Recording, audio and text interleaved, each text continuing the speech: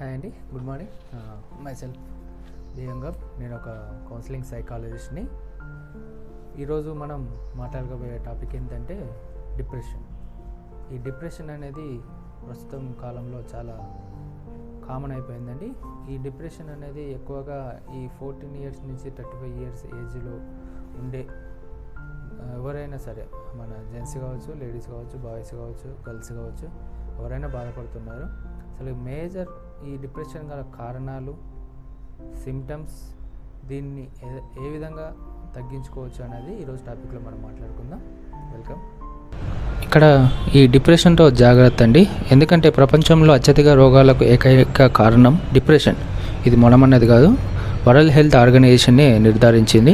ఈ ప్రపంచంలో 322 million peoples 2015లో depression గురైనారు.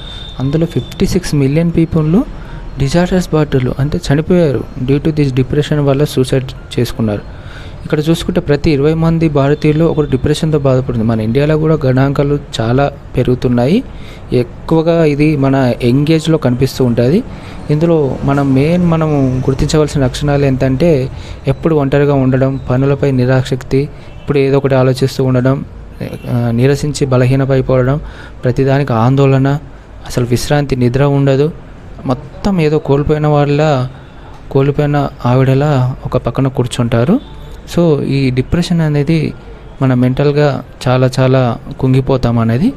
So అందుకే ఈ డిప్రెషన్ అనేది ప్రపంచంలో అత్యధిక రోగాలకు ఏకైక కారణం. ఈ డిప్రెషన్ నుంచి అనేకమైన రోగాలు వస్తాయండి.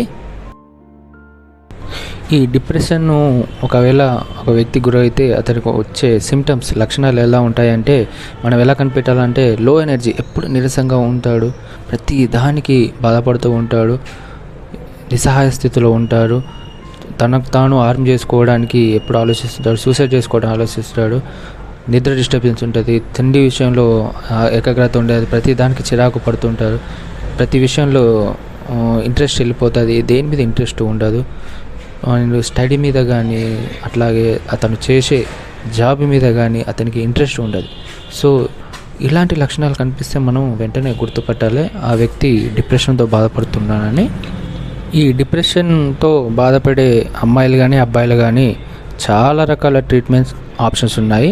అందులో ఒక కౌన్సిలింగ్ అనేది ఎంతో చక్కగా ఉపయోగపడుతుంది.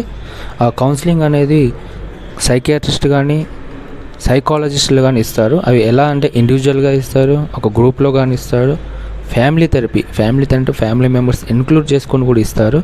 ట్రీట్మెంట్ ప్రోగ్రామ్స్ అనే కొన్ని రకాలు ఉంటాయి. అట్లాగే మెడికేషన్, ఈ సైకియాట్రిస్ట్ ఏం చేస్తారంటే కొన్ని రకాల డిప్రెషన్ పిల్స్ ఇచ్చి దాని ద్వారా కూడా ట్రీట్మెంట్ చేస్తారు. అండ్ న్యూరో ఫీడ్బ్యాక్ TMS అని ఇదో రకమైన ట్రీట్మెంట్.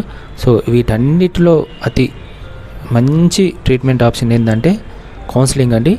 ఈ సైకాలజిస్టులు, క్లినికల్ సైకాలజిస్టులు, కౌన్సిలింగ్ సైకాలజిస్టులు ఇచ్చే కౌన్సిలింగ్ ద్వారా ఈ డిప్రెషన్ నుంచి తొందరగా ఆ వ్యక్తి బయటపడతాడండి.